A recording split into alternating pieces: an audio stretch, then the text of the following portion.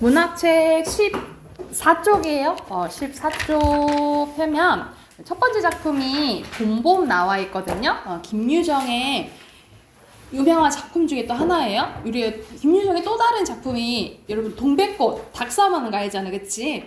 그 작품이 있고 또 이제 유명한 작품이 봄봄인데요. 자, 먼저 왼쪽에 작품 개관 보면요.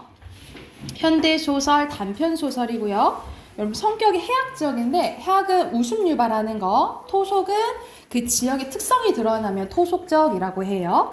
1인칭 주인공 시점이고요. 배경이 1930년대인데 여러분 1930년대 하면 우리 일제강점기 생각나잖아, 그치? 근데 여기서는 일제강점기가 확 드러나기보다는 어떤 게 나오냐면 대릴사위제가 나와요.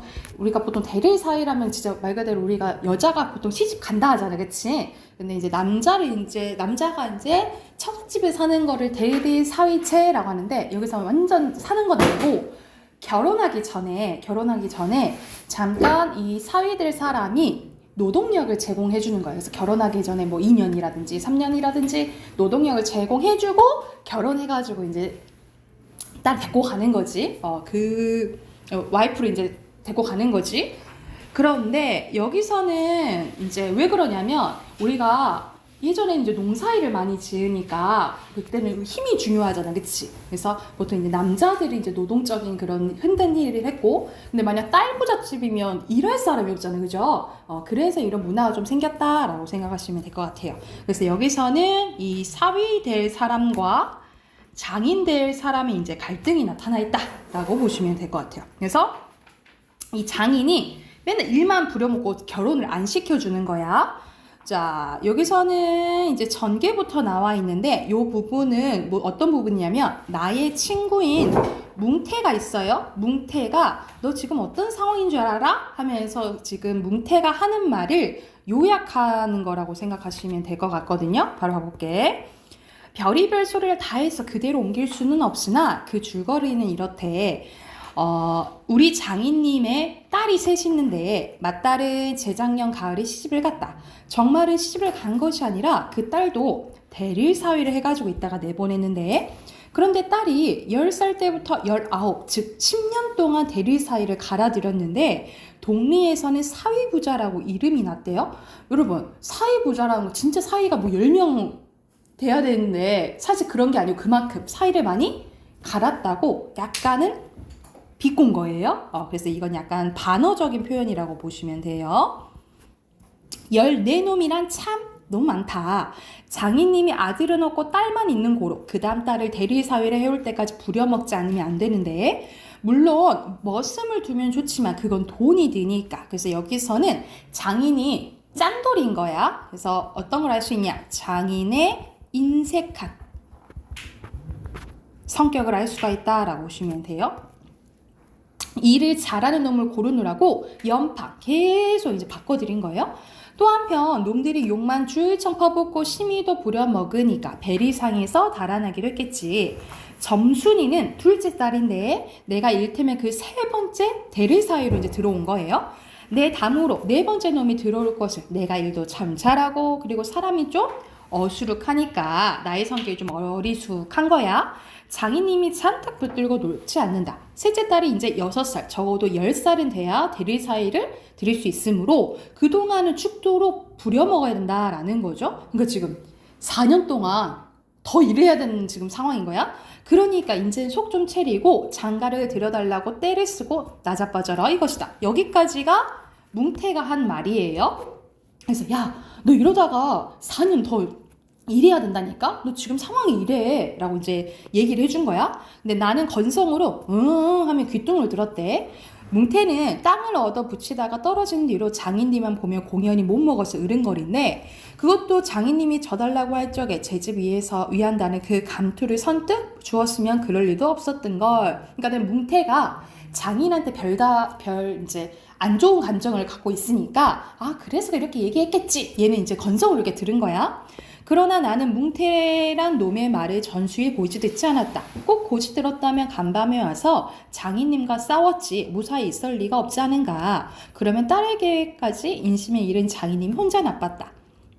실토이지 나는 점순이가 아침상을 나올 때까지 오늘은 또 얼마나 밥을 담았나 이것만 생각하고 있었는데 상에는 된장찌개하고 간장 한 종지, 조밥 한 그릇 그리고 밥보다 더 수두룩하게 담은 산나물이 한 대접이다. 한 대접 이렇다. 나물은 점순이가 틈틈이 오니까 2대접이고 4대접이고 멋대로 먹으면 또 좋으나 밥은 장인님이 한 살 외에 더 주지 말라고 해서 안 된대. 그런데 점순이가 그 상을 내 앞에 막 내려놓으면서 하는 소리가 너 구장님한테 갔다 와서 그냥 왔다면서?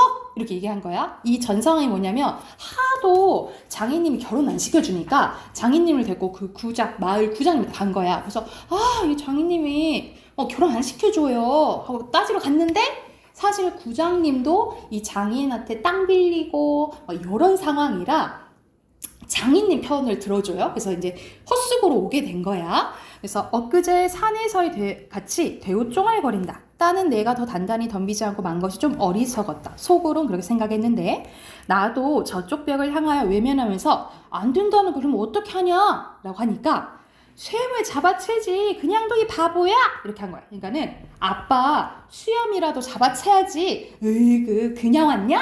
이렇게 한 거죠. 그래서 이 말은 뭐야? 그만큼 더 강력하게 어필했었어야지 이 말이잖아. 근데 나는 어떻다 했어? 성격이 조금 어리숙하다 했지, 그치? 이걸 고지고대로 들은 거예요. 그래서 뒤에서 이제 나와 장인이 싸우거든요. 그래서 나와 장인의 싸움 약간 원인이 된다 라고 생각하시면 될 것 같아요. 하고 또 얼굴이 빨개지면서 성을 내며 안으로 셀쭉하니 튀들어가지 않느냐. 이때 아무도 본 사람이 없었게 망정이지 보았다면 내 얼굴이 에미르 황새 새끼처럼 쥐귀법 나왔네 가엾다 했을 것이다. 그래서 이제 점수에타에 한번 뭐라 들으니까 이렇게 의기소침해진 거야. 그리고 뭐라고 생각하냐면 뒤로 넘겨서 사실 이때만치 슬펐던 일이 또 있는지도 모른다. 다른 사람은 암만 못생겼다 해도 괜찮지만 내 아내예요. 내 점순이가 병신으로 본다면 참 신세가 따분하다. 밥을 먹으니 지게를 쥐고 일터로 가려 하다 도로 벗어던지고 바깥마당 공석 위에 늘어누워서 나는 차라리 죽느니만 같이 못하고 생각했다. 그러니까 마누라 될 사람한테 바보 소리나 듣고 이러면 안 되는데 이런 생각을 이제 하게 된 거예요. 내가 일 안 하면 장인님 저는 나이가 먹어 못하고 결국 농사를 못 짓고 만다. 뒷짐으로 트림을 꿀꺽하고 대문 밖에 나오다 날 보고서 이 자식아 왜 또 이러니? 왜 일 안 하고 있어? 라고 한 거죠. 관객이 났어요. 아이고 배야. 기껏 밥 처먹고 나서 무슨 관객이야. 남의 농사 버려주면 이 자식아 징역 간다. 너 척컹척컹해? 라고 약간 협박하는 거예요. 그러니까는 내가 어리석다 좀 했잖아. 그치? 그러니까 말도 안 되는 소리로 이제 막 너 징역 갈 수도 있어? 하고 이제 협박을 한 거죠. 가도 좋아요. 아이고 배야. 참말 난 일 안 해서 징역 가도 좋다고 생각했다. 이루 아들을 낳아도 그 앞에서 바보 이런 별명을 들을 테니까 오늘은 열쪽이난데도 결정을 내고 싶었대. 오늘 결판을 내야겠다. 이 생각을 한 거죠. 장인님이 일어나라고 해도 내가 안 일어나니까 눈에 독이 올라서 저편으로 힝하게 가더니 지게막대를 들고 왔는데 그리고 그걸로 내 허리를 마치 돌 넘기듯이 쿡 찍어서 넘기고 했다. 밥을 잔뜩 먹고 딱딱한 배가 그럴 적마다 퉁겨지면서 벨창이 꼿꼿한 것이 여간 캥기지 않았다. 그래도 안 일어나니까 이번에는 배를 지게막대를 위에서 쿡쿡 찌르고 발길로 막 옆구리를 막 찬 거야. 장인님이 원체 심성이 굳어서 그러지만 성격이 막 이런 거지. 나도 저만 못하지 않게 배를 채웠는데 아픈 것을 눈을 꽉 감고 넌 해라 난 재밌다는 듯이 있었으나 볼기짝을 후려 갈기 쪽에 나도 모르게 벌떡 일어나서 수염을 낚아챈 거야. 그러니까 점순이 말대로 진짜 장인어른의 수염을 이렇게 잡아버린 거예요. 내 골이 난 것이 아니라 정말 아까부터 부엌 뒤에 울타리 구멍으로 점순이가 우리의 꼴을 몰래 엿보고 있었기 때문에 잡았다 이 말이죠. 그러니까 점순이를 의식해서 수염을 잡은 거예요. 가뜩이나 말 한마디 톡톡히 못한다고 바보라는데 몇 가지 잠잠고 맞는 걸 보면 짜져 진짜 바보로 알 게 아닌가. 또 점순이도 미워서 미워하는 이까진 놈의 장인님 나고 아무것도 안 되니까 막 때려도 좋지만 사정 모아서 수염만 채고 저기까지 잘 들리도록 이걸 까셀라보다 이걸 막 그슬려 버려 태워버려 하고 약간 센 척을 한 거죠. 센 척을 한 거야. 장인님은 더 약이 막 바짝 올라서 잡은 참 지게 막대기로 내 어깨를 그냥 나려 갈겼는데 정신이 다 아찔하다. 다시 고개를 들었을 때 그때 나도 온몸에 약이 올랐다. 이 녀석의 장인님 하고 눈에 불이 퍽 나서 그 아래 밭 있는 넝알로 그대로 이 장인님을 밀어버린 거예요.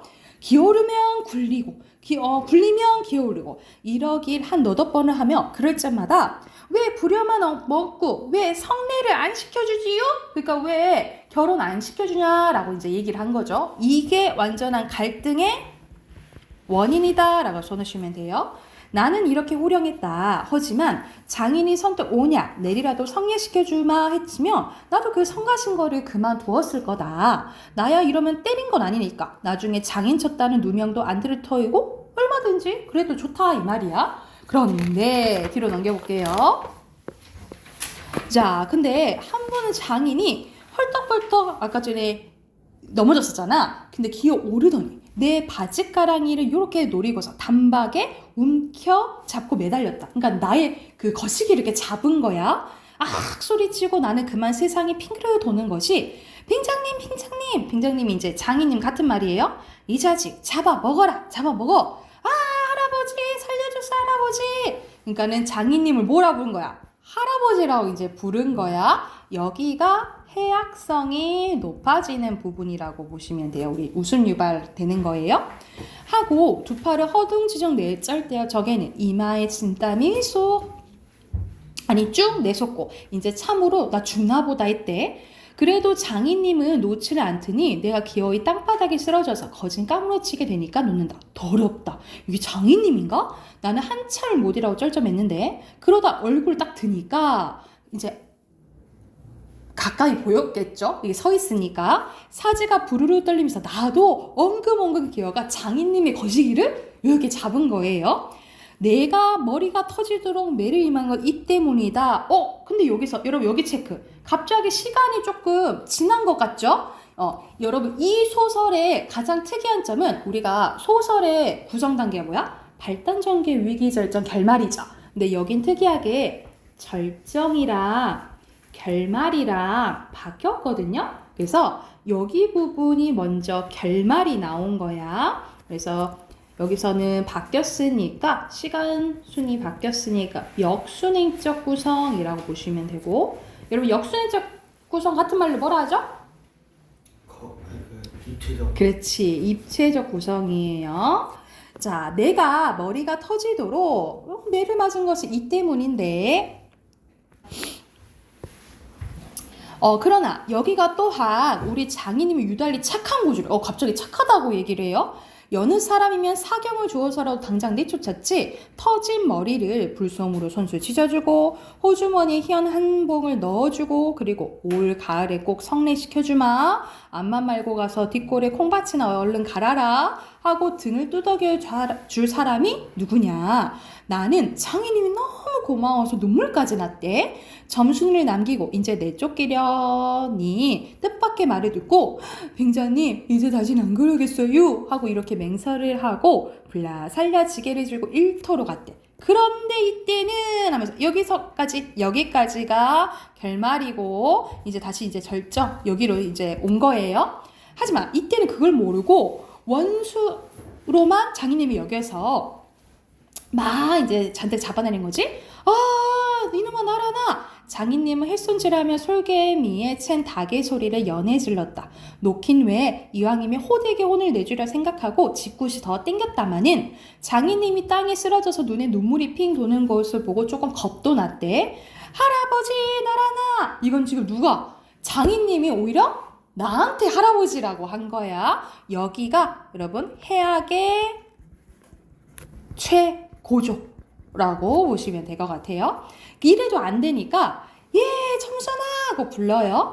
이 악장의 안에 있던 점순이와 장모님이 헐레벌떡 이제 나왔는데 나의 생각은 장모님은 제 남편이니까 남편 편 들겠지, 그치? 그러나 점순이는 내 편을 들어서 속으로 고수하게 즉 내 편 들겠지 이렇게 생각했는데 대체 왜 내 속인지 아버지를 혼내주기는 제가 내려놓고 이제 와선 달겨들며 에그버니 이 망할게 아버지 죽이네 하고 내 귀를 뒤로 잡아당겨 마냥 우는 것이 아니냐. 그만 여기서 기운이 탁 꺾여 나는 얼빠진 등신이 되고 말았다. 힘이 빠져버린 거예요.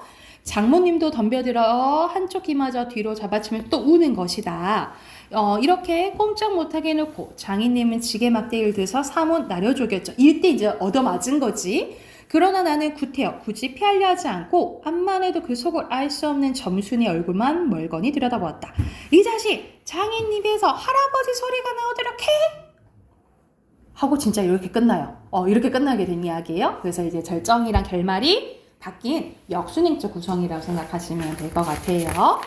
여러분 14페이지로 가봅시다. 14페이지의 작품 개관에 주제 쓰고 앞에서부터 문제 풀어볼게요. 자, 말 그대로 아까 선생님 말한 것처럼 갈등이 주제예요. 어리숙한 대릴 사이와 교활한 장인 간의 갈등입니다. 주제 쓰시고 앞에 13쪽부터 20쪽까지 문제 풀게요. 그 12쪽에 전체적인 스토리 있거든요. 거기 보면서 참고하면서 13쪽 문제, OX 문제 푸시면 돼요.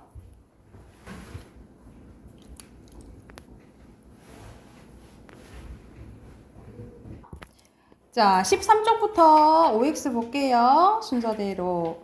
X, 돈 받지 않으면 사는 거야. 그 다음에 O, X고요. 내 편 들 거라 생각했죠.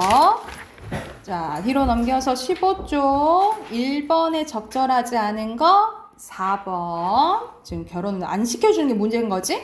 2번에 2번. 3번에 5번이에요. 여러분, 대우는 뭐 아주 몹시 뭐 이런 뜻이에요. 그리고 4번에 적절한 거 인물의 여기서는 외적 갈등이고 완전 해악이 나왔네. 그치? 1번이고요. 5번에 방금 말한 교수님이 외적 갈등 2번. 그리고 6번에 알맞지 않은 거 사실 약간 센 척한 거지 진심은 아니었잖아. 근데 진심으로 몸싸움하게 된 거죠. 4번이에요. 7번에 이건 선생님이 너무 친절하게 얘기해줬다. 그치? 역순행적 구성 1번이고요. 8번에 여기서는 마지막에는 내 편 들 줄 알았는데 왜 장인 편 들어? 다른 태도를 보인 거잖아. 그치? 이중적인 태도예요. 2번이고요. 9번에 나랑 장인이 싸울 때죠? 1번입니다. 자, 여기서는 이제 성격 나오는 건데 우직하지만 어리숙하다 또는 어수룩하다 이렇게 써도 맞아요. 그리고 교활하고 장인은 욕심이 많고요. 점순이는 마지막에 이중적인 태도를 보였죠. 그리고 밑에 역순행적 구성, 해악적 웃음 유발입니다. 위에 아니에요? 장인이 여기서 성례인데 성례라 써도 되고요. 여러분 뭐 결혼 혼인 뭐 써도 될 것 같아요. 됐을까요? 안 빠졌지 이제? 자, 비문학으로 갈게요. 비문학. 오늘 16쪽 귀인에 대해서 나오거든요. 우선 하나 풀어볼게요. 16쪽부터 19쪽까지 문제 풀고 지문 같이 한번 봐봅시다. 봐볼까요? 여기서는 귀인이라는 말이 이제 나오는데 말 그대로 원인을 어떻게 두는지에 대해서 얘기를 하는 거거든요. 자, 이렇게 여기서 나와 있죠? 행동의 원인이 무엇인지 추론하는 것을 귀인이라고 하는데 이게 크게 두 가지로 나뉘어지는 거죠. 내적인 것에 찾으면 내부기인, 외적인 것에 찾으면 외부기인이라고 하는데 여기서 귀인하는 과정에서는 세 가지를 봐야 된대요. 독특성, 일치성, 일관성인데 먼저 독특성은 어떤 행동이 특정한 대상에 한해서만 일어나는지 따지는 걸 얘기를 하고, 그래서 예시로 가령 영희가 다른 책을 볼 때는 울지는 않는데 특정한 책을 볼 때만 운다면 울음이 그 책 때문이라고 외부 기인할 수 있다는 거죠. 이거는 뭐뭐 하는 데는 무슨 말이야? 상반되는 거잖아, 그치? 그러면 3번에 몇 번일까요? 상반되는 내용이 나와야 되겠죠. 앞뒤 문장이 1번, 그치? 그래서 3번 1번이에요. 그리고 두 번째, 일치성은 그 상황에 처해 있는 다른 사람들도 같은 식으로 행동했느냐 따지는 거고, 마지막으로 일관성은 원인이 있을 때마다 그 행동이 일어나는 것을 따지는 거래요. 그래서 일반적으로 사람들은 귀인을 할 때 논리적으로 하지만 때로는 오류를 범할 수도 있다라는데 이걸 귀인 오류라는 거예요.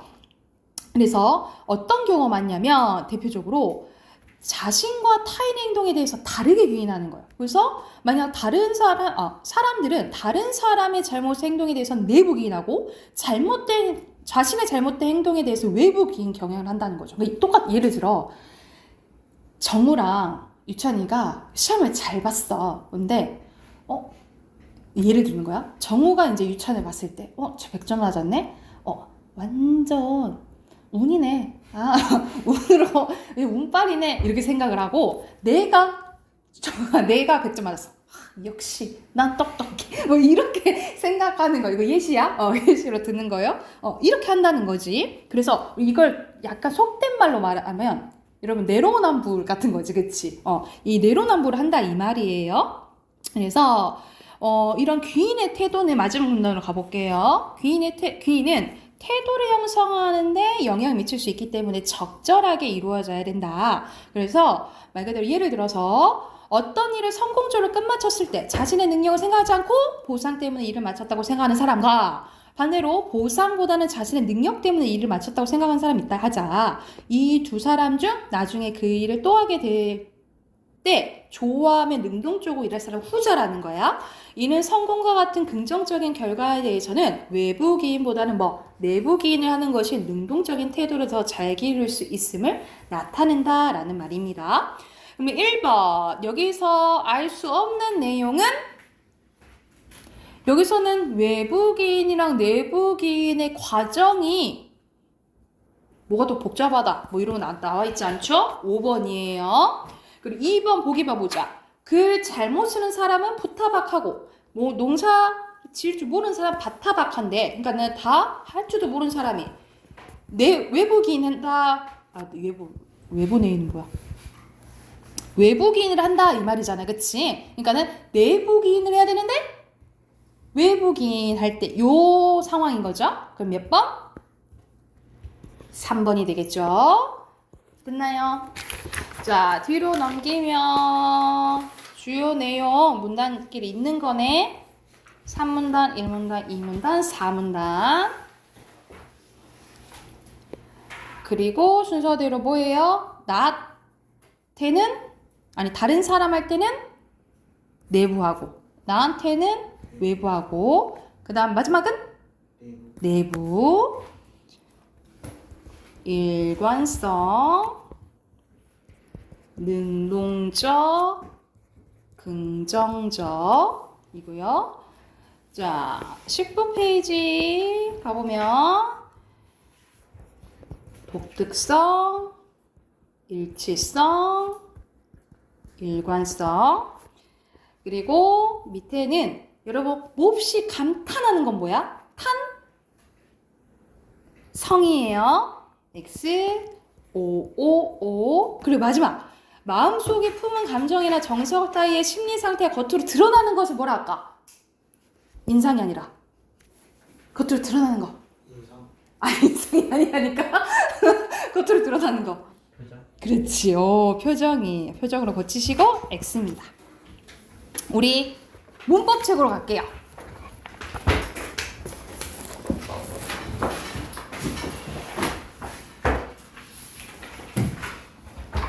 문법책 10쪽으로 갑니다.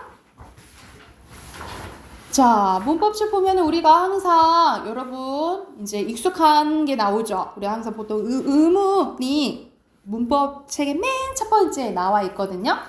우리 이거는 외웠잖아요, 그치? 근데 이거는 보통 교육과정이 이제 좀 바뀌어서 원래는 3학년 때 나왔는데 3학년 때 나오는데 이제 2학년 때 나오는 부분이에요. 그래서 선생님은 정말 이게 나는 1학년 때 배워야 된다고 생각하거든요. 중학교 1학년 때 배워야 된다고 생각하는데 그래서 개념이 점점 커지게 그래서 의문 그 다음에 어떤 순서대로 선생님은 배워야 된다고 생각하냐면 작은 것부터 큰 거로 이렇게 배워야 된다고 생각하거든요. 그래서 의문 배우고 이거보다 큰 게 형태소예요. 그리고 이거보다 이제 크고 작은 게 단어예요. 그래서 우리 품사 1학년 때 품사 같은 거 배웠잖아요, 그치? 이거보다 큰 게 단어랑 붙으면 어절이고 그 다음에 구, 절, 단위가 문장 이렇게 되는 거거든요. 그래서 항상 우리가 맨 순서대로 기초부터 배워야 되잖아, 그치? 그래서 기억, 니은 우리 초등학교 때 뭐부터 배워? 기억, 니은부터 배우잖아, 그치? 그런 것처럼 요거 먼저 배워야 되는데 조금 순서가 바뀌어서 1학년 때 품사 배우고 2학년 때 의문 배우고 뭐 이래서 갑자기 사실 여러분 시험 본 친구들은 다 이제 피동 막 이런 것들 있잖아. 그거는 이제 원래 3학년 때 배웠거든요. 근데 교육과정 원래 빠져 있다가 고등학교 때 갑자기 나오거든. 근데 이제 갑자기 또 2학년 때 나오는 거야. 그래서 너무 이게 뒤죽박죽 돼가지고 좀 그렇긴 한데 해야죠. 그래서 해야죠. 그래서 이제 선생님은 이제 문법책에는 이제 친절히 처음부터 나와 있으니까 우리가 이제 아는 부분이지만 다시 한번 이제 복습하면서 쫙 주시시켜 놓게요. 자, 먼저 의문입니다. 여러분, 의문은 뭐라 나와 있어? 소리 음자에다 음이죠, 그죠? 그래서 항상 뜻 기억해야 돼. 말의 뜻을 구별해주는 소리의 가장 작은 단위입니다. 뭘 구별해줘요? 말의 뜻, 그렇지. 그래서 예를 들어서 여러분 예시 봐봐. 불, 풀, 뿔이 되어 있잖아. 얘네들 다 다른 뜻인데 뭐만 달라요?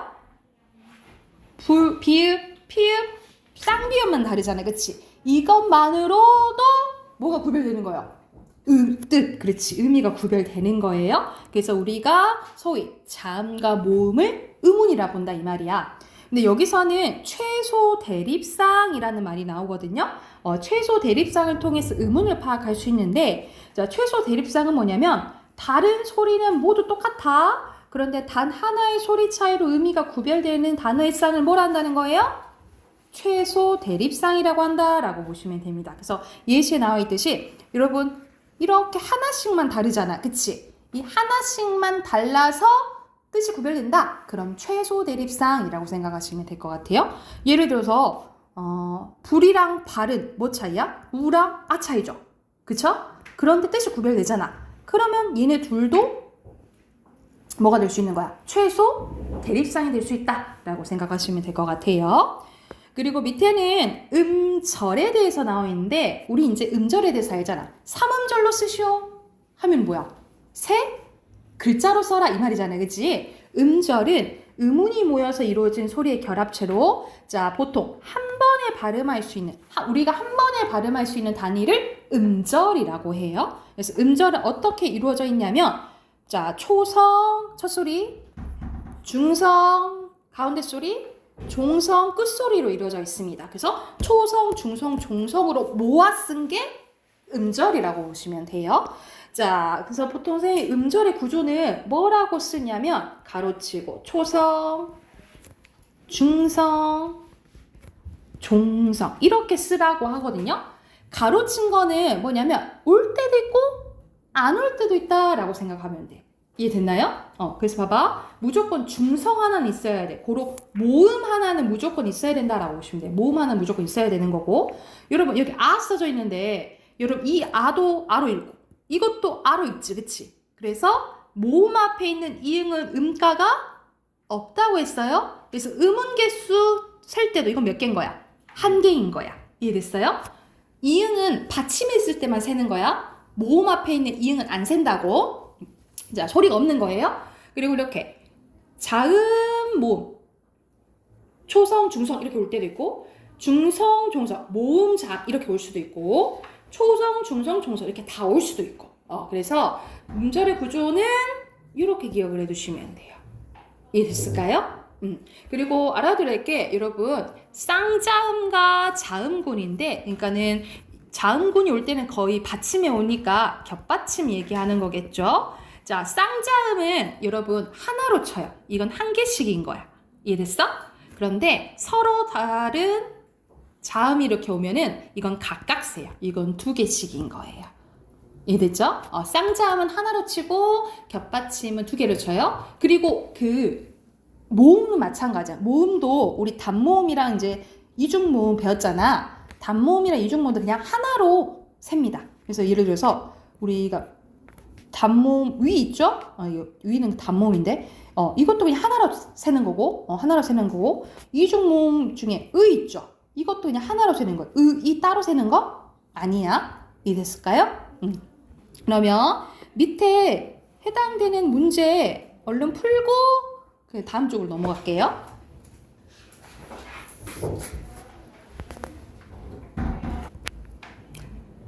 선생님 다 했나요? 답 확인해 봅시다. 1번에 의문이죠. 그 다음에 우, 3번에 몇 개예요? 이거는 발음이랑 쓰는 거랑 똑같네, 그치? 5개죠. 그리고 감과 잠, 밥과 발, 그리고 이거는 우어니까 가운데 소리, 미음과 비읍차니까 끝소리죠. 자, 음은 여기서 모음 앞에 있는 이응은 안 써요. 그래서 이렇게 써야 돼. 아이고, 이응 쓰면 안 되는데. 2번. 예? 아니요.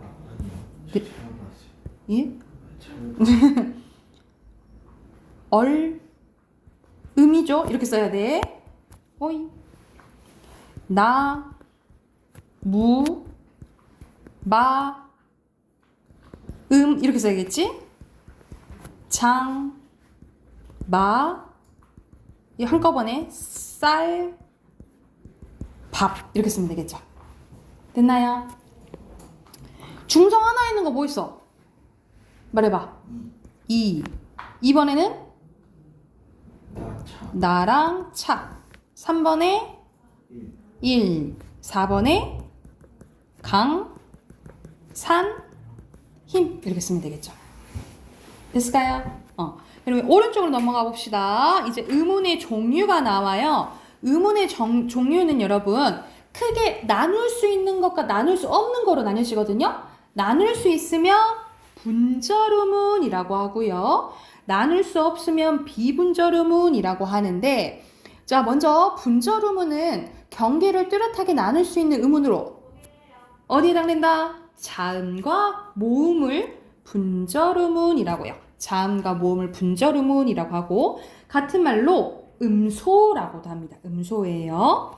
그에 반해 비분절 의문은 경계를 뚜렷하게 나눌 수 없는 의문으로 뭐에 해당되냐면 말소리의 길이, 그러니까 말 그대로 소리의 길이, 소리의 높낮이나 세기, 속도처럼 분절 의문에 얹혀서 실현된 요소예요. 그래서 운소라고 합니다. 그래서 음소랑 운소를 합쳐서 의문이라고 한 거야.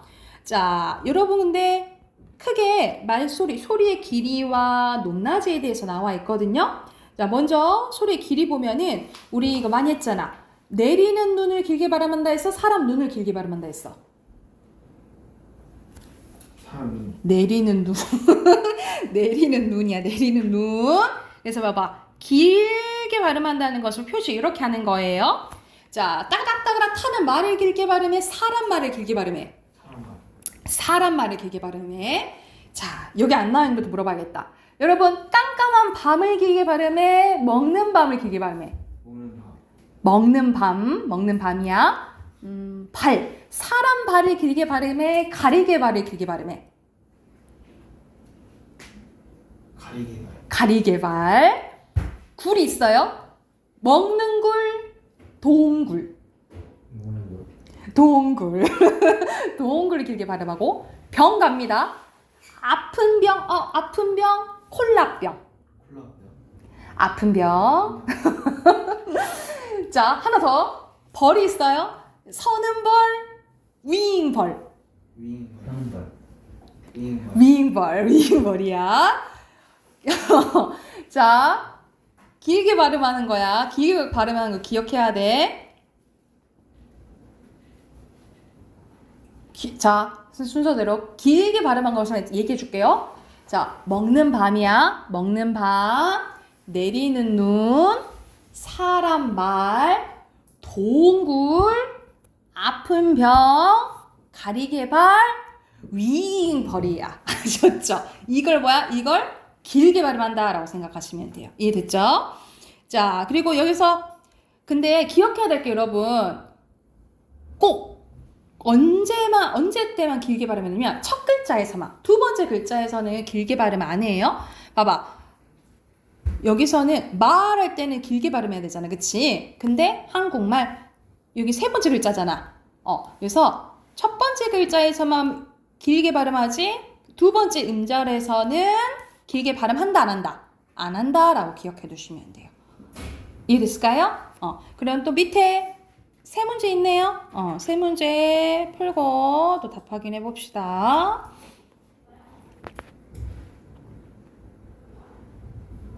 선생님 이거를 넘어갔네? 여러분 잠깐 이거 잠깐 봐보자. 근데 이게 소리의 길이 심취했다가 여러분 말소리의 높낮이도 약간의 의미를 구별할 수 있는데 이게 잘 안 나오는 게 거의 문장 전체의 느낌이어서 그렇거든요. 그래서 이 영화는 재미있어. 예를 들어 봐봐. 이 영화는 재미있어. 그럼 평소문이야. 근데 이 영화는 재미있어? 올리면 의문이 되고 이 영화 재미있어! 이렇게 얘기해버리면 약간 강요한 느낌이 되죠. 그쵸? 이런 식으로 이렇게 높낮이를 통해서도 좀 의미가 구별될 수 있다 이 말이야. 그래서 보아라, 뭐 명령, 재밌니? 이렇게 낮추거나 이렇게 평탄조라거나 높이거나 이거에 따라서 달라질 수 있다라는 거예요. 근데 이거는 잘 안 나오고 이런 비문절에서는 뭐 기억하면 돼? 소리의 길이만 좀 기억해 두시면 될 것 같아요. 자, 밑에 답 확인해 보자. 순서대로 경계죠. 분절은 있는, 비분절은 없는. 이렇게 맞죠? 그리고 옆에는 뭐 쓰면 돼, 정우야?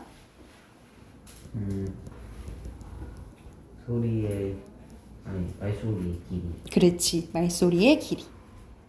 오케이, 오늘은 여기까지 하고 뒤로 넘겨봐, 여러분. 뒤에 한정 문제가 20문제가 아니고 8번부터 20번이니까 12문제네. 12쪽이랑 13쪽은 여러분 숙제로 해올게요. 그래서 서술형하고 잘 써봐. 알겠죠? 내일 답 확인해볼게. 그리고 단어 14강 외워오시고요. 정우씨는 하나 그거 자규 써오시고요.